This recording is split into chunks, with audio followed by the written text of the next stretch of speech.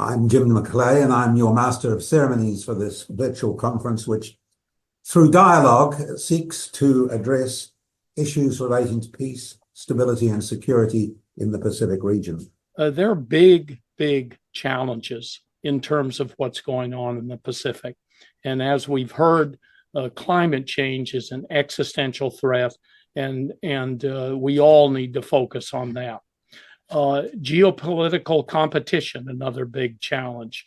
Illegal fishing, transnational crime, human trafficking, economic prosperity.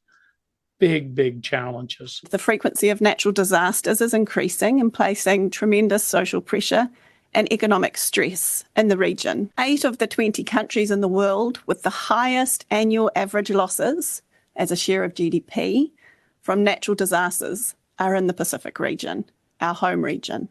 In many ways, the region is already heavily militarized, with a widening network of military bases and increasing troop presence from outside the region. As far as China is concerned, apart from military attachés as part of our diplomatic missions, China does not keep a single military base, nor do we deploy a single soldier in the region. So if you want to scope for tension points or triggers for increased tension in the Pacific, you know where to look. Regional security means different things to different people and countries. For some, security is putting food on the table, food security, sending children to school, and providing productive employment for our people. Other aspects of security, at least for low-lying Pacific islands, is climate security.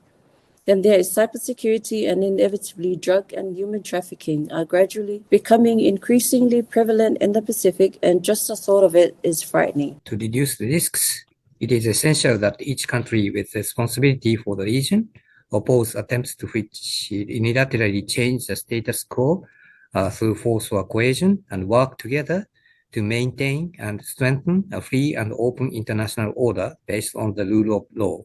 But to me, the biggest tensions that we face are miscommunication, mistakes, and mishaps.